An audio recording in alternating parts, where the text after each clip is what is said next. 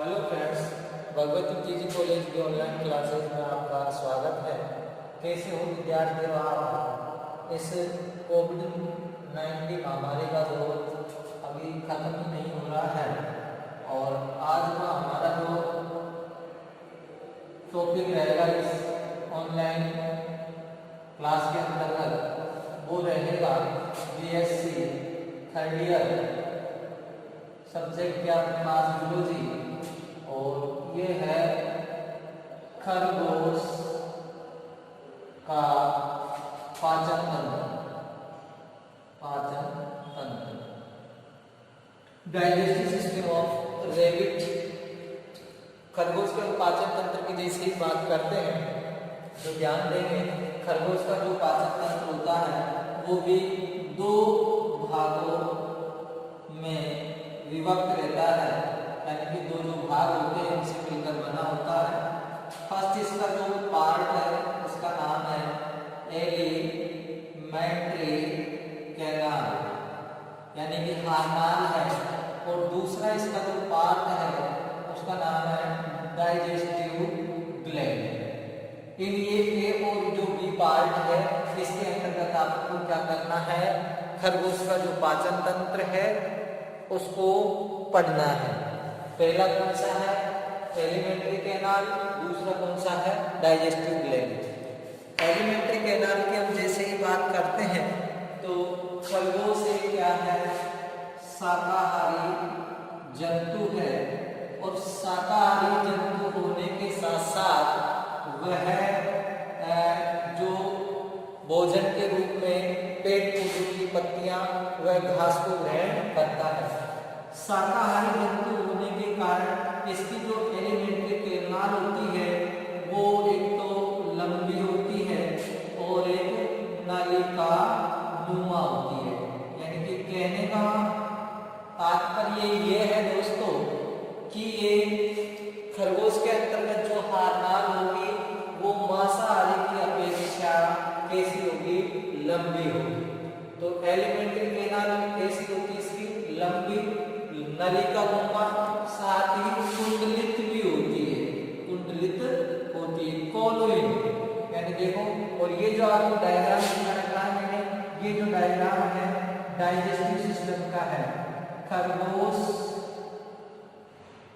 की हार्नाल का हार्नाल, यानी कि जो खरगोश के अंतर्गत एलिमेंट्री कैनाल पाई जाती है उसका है। अब इस हार्नाल के निम्न भाग होते हैं, क्या होते हैं? किसके भाग होते हैं?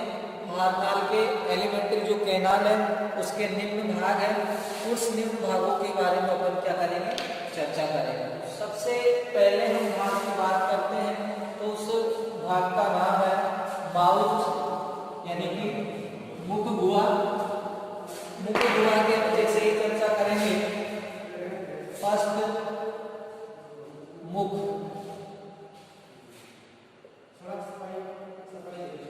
माउथ। माउथ की हम जैसे ही चर्चा करते हैं वो जो रेबिट होता है उस रेबिट के अंतर्गत जो मुख होता है प्रोथ पर अनुप्रस्थ दरार के रूप में पाया जाता है। साथ ही जो प्रोथ होता है उसके निचले हिस्से पर वो पाया जाता है, और इस पर दो जाल यानी कि जबड़े होते हैं। उनमें से एक तो निचला जबड़ा, एक कौन सा होता है? ऊपरी जबड़ा। निचले जबड़ा और जो ऊपरी जबड़ा होता है उनमें से ऊपरी जो जबड़ा होता है स्थिर होता है, साथ ही इस पर हेयर पाए जाते हैं। इनके जो जबड़े होंगे उन जबड़ों पर क्या पाए जाते हैं? बाल पाए जाते हैं, जैसे कि आपको दिखाई दे रहे हैं ये। और ये जो जबड़े होते हैं ये लोअर और अपर लिप यानी कि ओष्ठों से भी घिरे हुए होते हैं। साथ ही इसके जो जबड़े होते हैं उन जबड़ों का जो अंदर का स्तर होता है, अंतर स्तर या अपन कहें अंत स्तर या इनर इसका जो लेयर होता है वो श्लेष्मा ग्लैंड से आश्रित रहता है, यानी कि उस पर जो श्लेष्मा ग्रंथियां होती है उनका क्या पाया जाता है, आवरण पाया जाता है।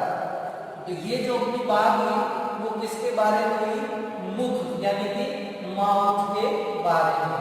और ये हाथ का कौन सा भाग था, पहला भाग था। अब हम दूसरे भाग की बात करते हैं। हाथ के दूसरे भाग का नाम है मुख गुहा, जिसे मतलब वक्र केविटी के नाम से जाना जाता है।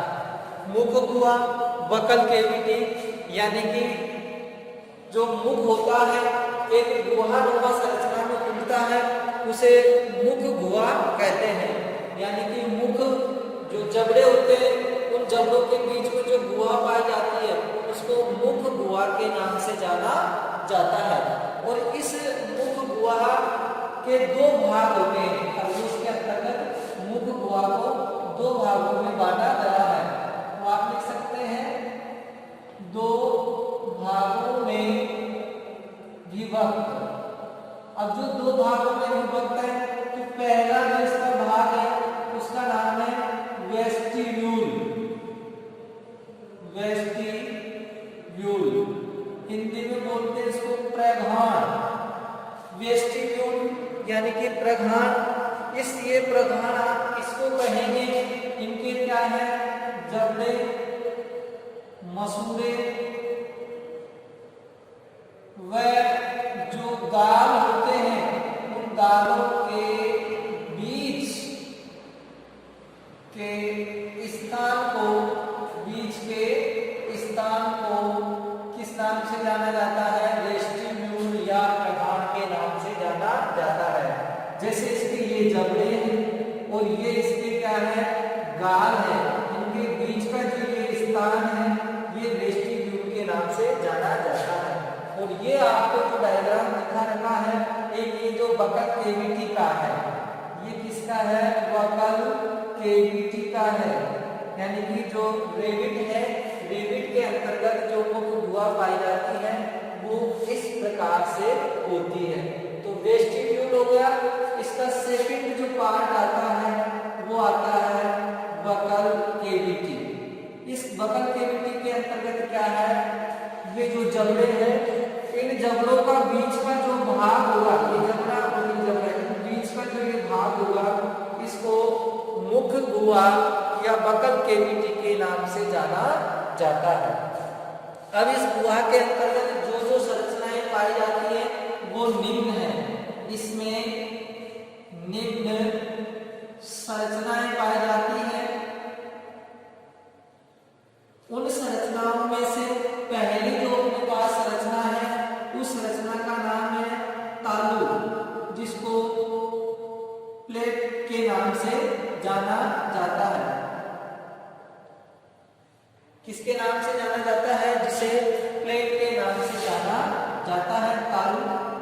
अब ये तालु क्या होता है, ये तालु देखेंगे कि जो रेबिट है उस रेबिट के अंतर्गत दो तालु पाए जाते हैं।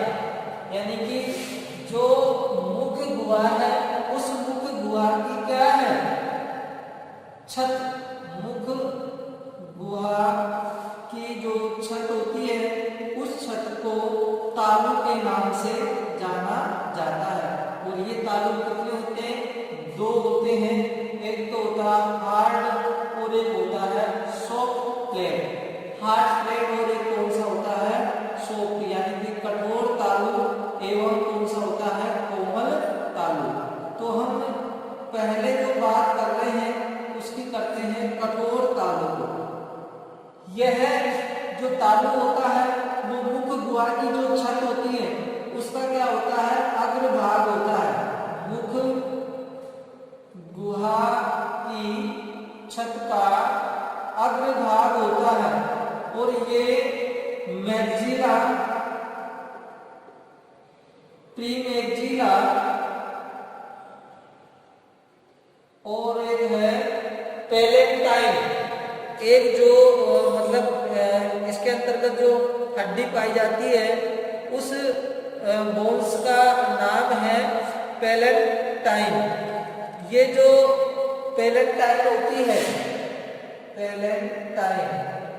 इस पैलेटाइन यानी कि मैक्सिला, प्रीमैक्सिला और पैलेटाइन ये तीनों अस्थियों का आलंब से मतलब होता है, इनका जो सहारा होता है वो कठोर तालु को होता है।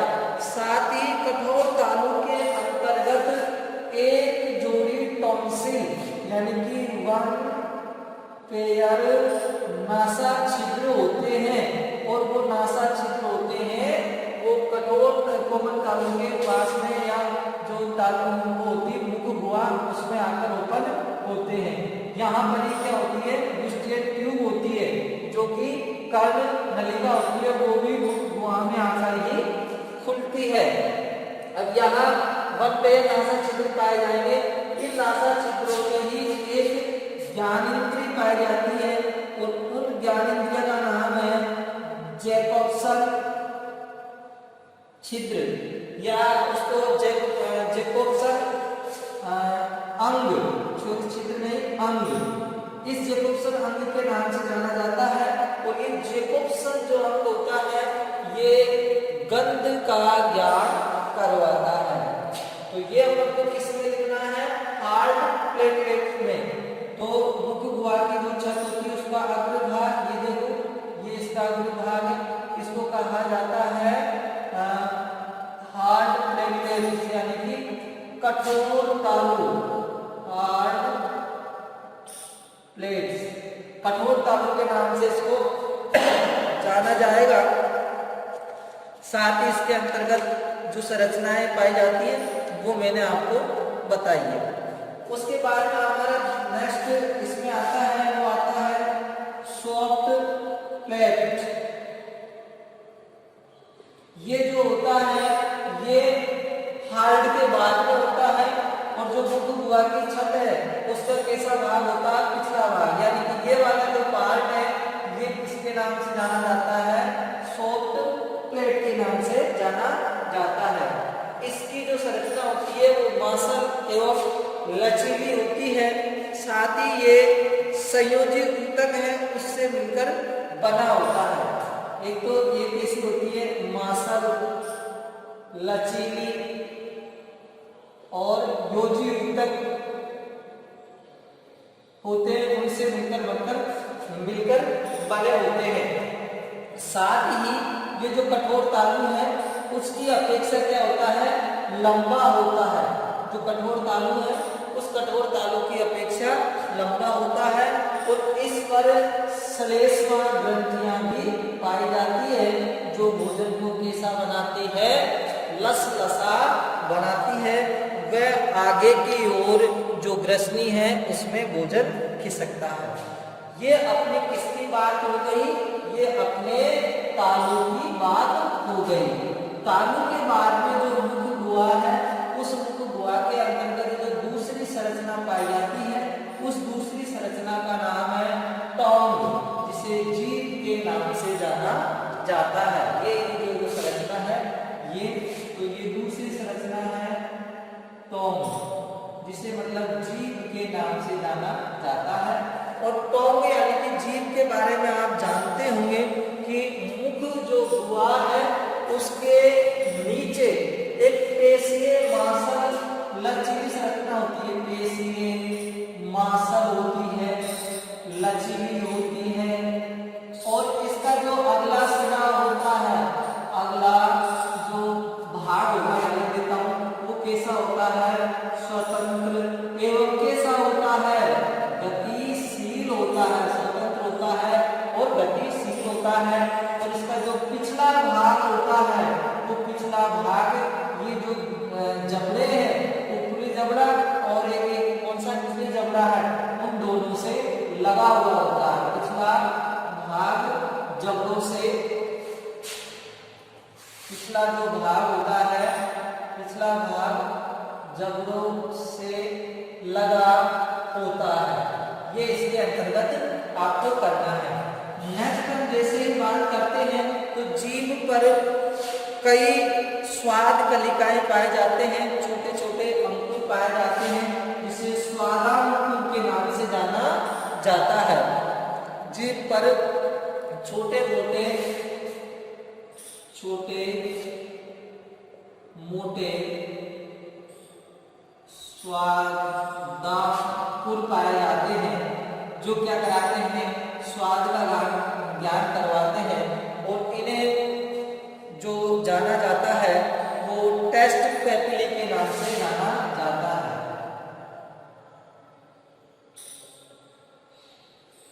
टेस्ट जो पेपिली है उसके नाम से इनको जाना जाता है। और ये जो होती है संख्या में कितनी होती है, 4 होती है। पहली जो टेस्ट पेपिली है उसका नाम है तंतु रूप अंकुर, तंतु रूप अंकुर। दूसरी जो क्या नाम से पेपिला है उसका नाम है कवकी अंकुर। तीसरी का नाम है पर्णिल। और जो चौथी है उस चौथी का नाम है परिव्रत। तो ये 4 प्रकार की पाई जाती है। एक तो होती है तंतु रूप अंकुरक, और एक दूसरी जो होती है उसका नाम है क्या है, कवकी। तीसरी का नाम है पर्णिल और चौथी का नाम है परिव्रत। तंतु जो रूपक होती है वो संख्या में क्या होती है, अधिक होती है। संख्या यानी कि अधिक संख्या में पाई जाती है। और इनके कारण इनकी जो जीभ होती है वो कैसी होती है, खुरदरी हो जाती है। आगे बात समझ में, तंतु रूपक अंकुरक होते हैं वो संख्या में अधिक होते हैं, और इनके कारण जीभ होती है वो कैसी हो जाती है, खुरदरी हो जाती है। उसके बाद में ये कवकी होती है। ये जो जीभ है, जीभ के पार्श्व सतह में पाई जाती है। ये यहाँ पर पार्श्व सतह है, ये इन पर पाई जाती है। और तंतु के बीच में होती है और संख्या में कई पाई जाती है। उसके बाद में हम अगर बात करते हैं पर्णिल की, ये तो लीफ टाइप चौड़े व पत्ती समान की क्या होती है, संरचना होती है। और ये जीभ का जो आधार भाग है वो आधार व पार्श्व में है, ये पाई जाती है। आगे अगर हम बात करते हैं परिव्रत की, तो परिव्रत की जो स्ट्रक्चर होती है वो उल्टे ग्रेटर की तरह होती है। यानी कि उल्टे, जैसे ये होता है ना लेस देन ग्रेटर, तो उल्टे बी की तरह इसकी मतलब आकृतियां होती है। किसकी, परिवर्तक अंकुरक स्वादांकुरों की। और ये की जो उपस्थिति होती है वो जीभ के आधार व पृष्ठ भाग में अधिक होती है। तो ये 4 प्रकार की क्या पाई जाती है, स्वाद तरीका है, तंतु रूप अंकुरक, कवकी, पर्णिल और परिव्रत। अब हमारा जीभ की जैसे ही संरचना कंप्लीट हो जाती है तो नेक्स्ट जो संरचना इसके अंतर्गत आने वाली है उस संरचना का नाम है अपने पास लार ग्रंथियां। खरगोश के जो मुख गुआया जो ग्रसनी होती है उसमें 4 लार ग्रंथियां पाई जाती है। तो लार ग्रंथियां। तीसरी जो संरचना आएगी इसके अंतर्गत वो आएगी लार ग्रंथियां। लार ग्रंथियां, इन जो लार ग्रंथि है इन लार ग्रंथियों को स्लेवरी के नाम से जाना जाता है। और ये जो ग्रंथियां होती हैं ये मुख ग्रसनी गुहिका में 4 जोड़ी ग्रंथियां पाई जाती है और पेयर होती है। और मुख गुहिका ग्रसनी में ये पाई जाती है। यानी कि मुख गुहिका जैसे ही खत्म होती है और ग्रसनी स्टार्ट होती है वहां पर ये पाई जाती है। सबसे पहली जो ग्लैंड है उस ग्लैंड का नाम है अधोजिह्वा ग्रंथि, या उसको बोला जाता है सबलिंगुअल ग्लैंड।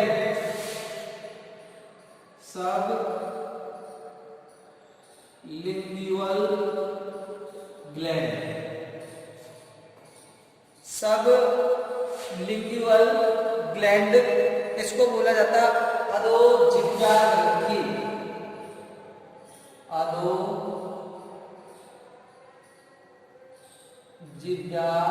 ग्रंथि।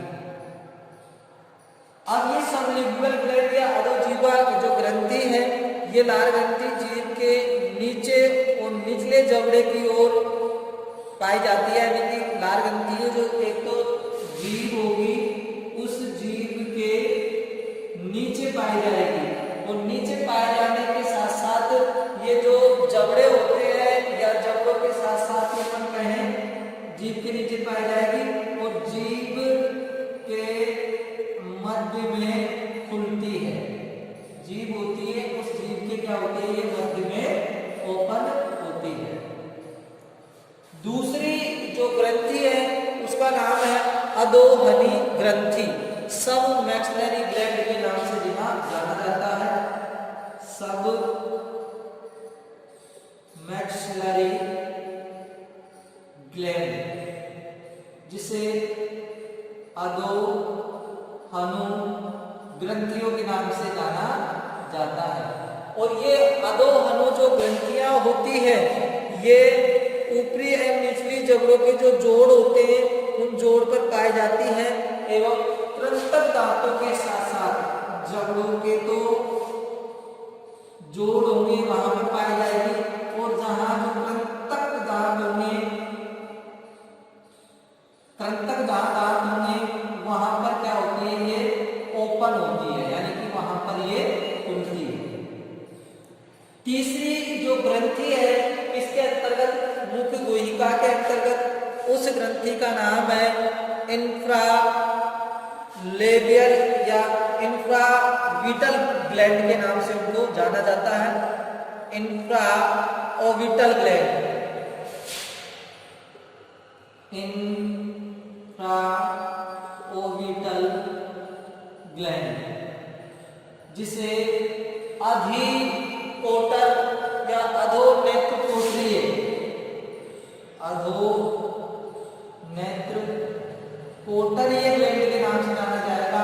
और ये जो नेत्र कोटर होते हैं वहां पर ये पाई जाती है, कोटर के तो समीप पाई जाती है।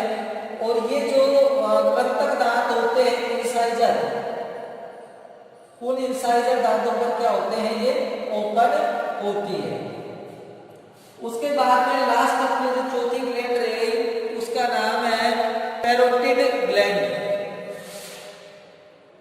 Parotid gland.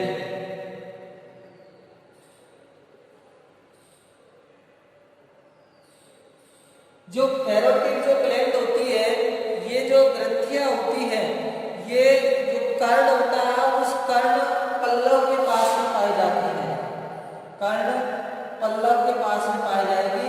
और इंसाइजर जो दांत होंगे उन इंसाइजर दांत के समीप ये क्या होती है, ओपन होती है।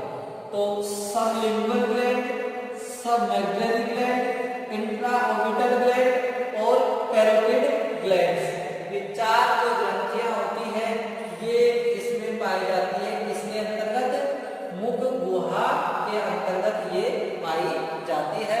और इनसे जो स्त्रावण होता है वो होता है टाइलिन एंजाइम का, और ये टाइलिन एंजाइम होता है, ये मांड का क्या करता है, पाचन करता है। उसके बाद में हमारी आज के लेक्चर के अंतर्गत जो नेक्स्ट संरचना हम पढ़ने जा रहे हैं उसका नाम है दांत, यानी कि टीथ। अब हम टीथ के बारे में जैसे अध्ययन करेंगे तो ये भी मुख्य गुहा के अंतर्गत ही पाए जाते हैं दांत। और ये जो दांत होते हैं, दांत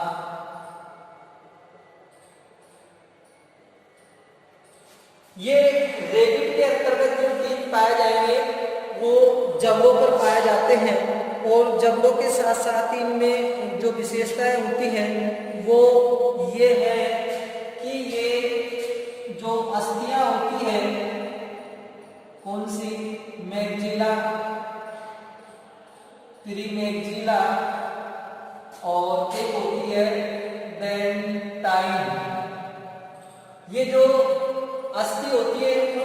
ऊपर दांत होते हैं वो लगे हुए होते हैं, और इसके जो दांत होते हैं, इसके रेबिट के, ये जो रेबिट के दांत होते हैं वो होते हैं तो थीकोडोंट,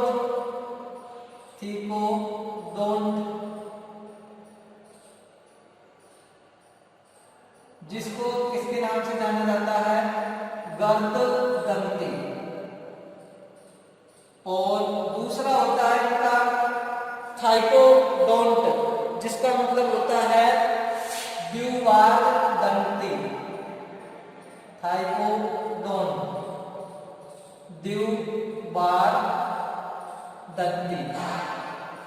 और नेक्स्ट इनके दांतों का टाइप होता है हेटेरोडोंट, जिसका मतलब होता है विषमदंती। अब समझेंगे गर्ददंती का मतलब तो क्या होता है। ये जो बोन्स है, नेगुला, नेगुला, डेंटाइन, इन बोन्स में इनके जो दांत होते हैं वो इस प्रकार से क्या होते हैं, धसे हुए होते हैं। तो जो हड्डियों में धसे हुए दांत होते हैं उनको गर्ददंती यानी कि थीकोडोंट के नाम से जाना जाता है।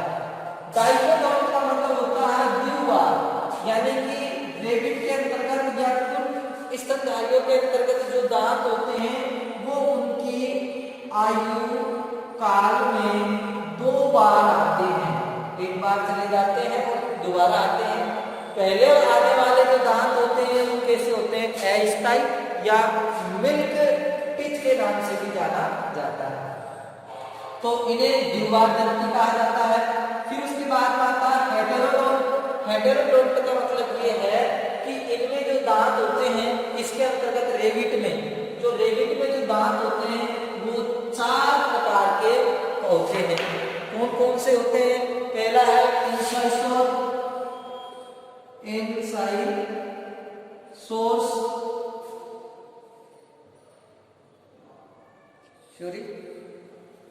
इंसाइसोर, या आप हिंदी में अगर इसको करना चाहेंगे तो कृंतक, रदमक, अग्रचवर्णक, और कौन से हैं, चवर्णक।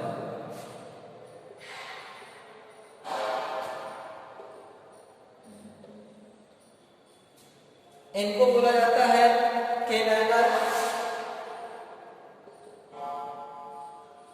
ये होते हैं प्रीमोलर और ये होते हैं मोलर।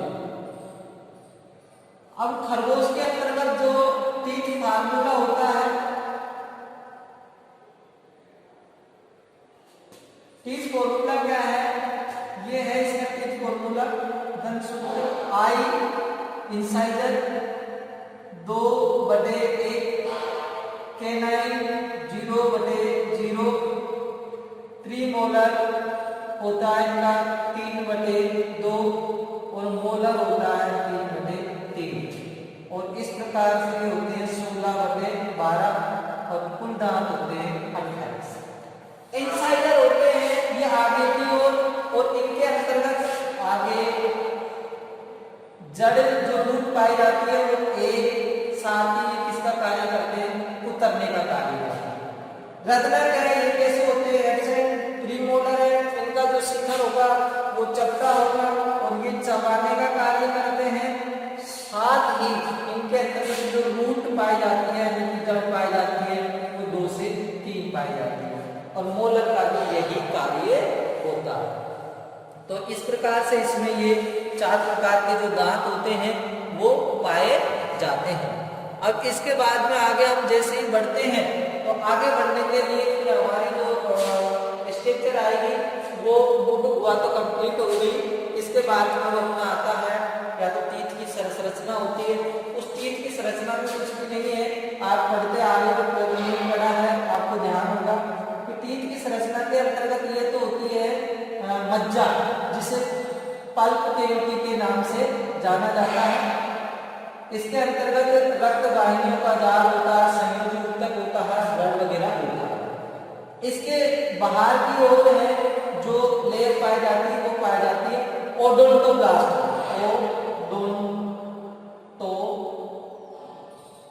ब्लास्ट।